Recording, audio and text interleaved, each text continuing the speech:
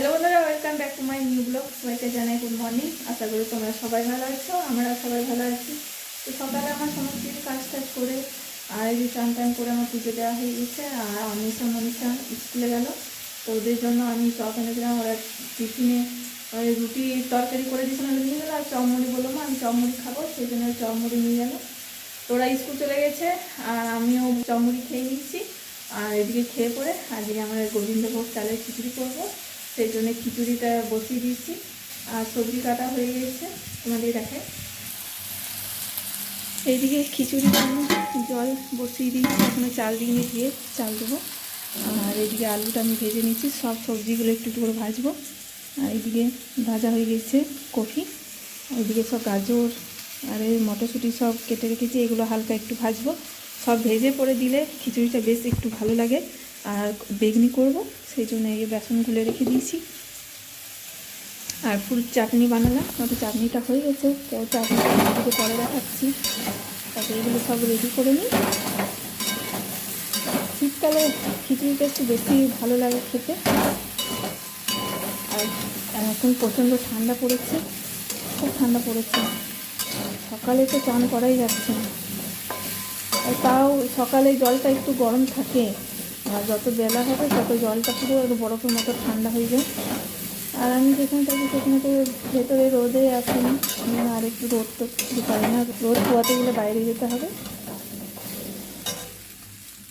তো আলুটা আমি ভেজে নিই, তারপরে এই সবজিগুলো সব ভাজবো। মনীষা স্কুল গেছে, আর স্কুল গেছে সেই জন্য আমার একটু খেতে দেরি হলো। একা একা খেতেও ভালো লাগে না, আর আমার খাওয়া হয়ে গেছে। গোবিন্দভোগ চালের খিচুড়ি, পাঁপড় ভেজেছিলাম আর বেগনি করেছিলাম। তো আমার খাওয়া কমপ্লিট হয়ে গেছে। এবার বাসন টাসনগুলো সব বের করি, ধুবো। আমি এসেছি একটু মন্দিরে সৎসঙ্গ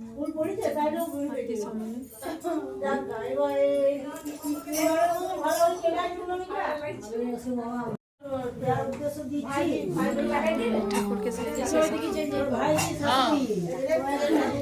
সকালে দিয়া আমার যে আজকে আমাদের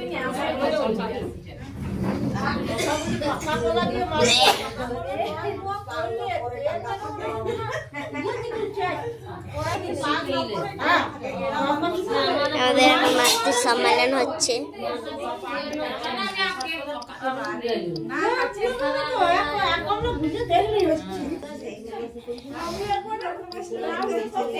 এই ছবিটা তো নাম দেবো, সেই নাম্বারটাতে পাঠিয়ে দেবো।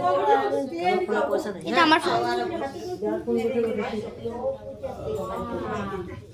বিকেলবেলা বাসন টাসন ধুয়ে প্রায় 4:30 4:45 বেজে গেছিলো। তারপরে জল ভরলাম, জল আর ভরে পরে আমি একটু কেন্দ্রে গেছিলাম, অনুকূল ঠাকুরের প্রার্থনা করলাম ওইখানে।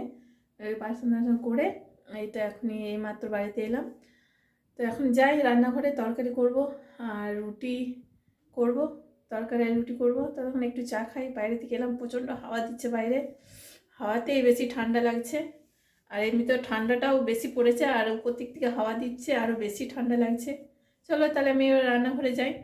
আর রাত্রে রান্না হয়ে গেছে, ভাত আর ছিল, আর রুটি করলাম কটা, আর এদিকে আলু দম করেছি। আর আমি ভাতটা নিচ্ছি, আর মনীষাকে রুটি দিচ্ছি, ওরা খাচ্ছে। তো আমরা রাতের খাবারটা খেয়ে নিই, তাড়াতাড়ি শুয়ে পড়বো, প্রচণ্ড ঠান্ডা লাগছে। আমাদের রাত্রে খাওয়া দাওয়া এইমাত্র কমপ্লিট হলো, আর খাওয়া দাওয়া কমপ্লিট করে আমরা চলে এসেছি রুমে শোয়ার জন্য। আজকে এই পর্যন্ত, দেখা হচ্ছে পরের ভিডিওতে। আমার চ্যানেলে নতুন হলে একটা সাবস্ক্রাইব, লাইক, কমেন্ট, শেয়ার করবে। আর সবাইকে জানাই গুড নাইট, বাই।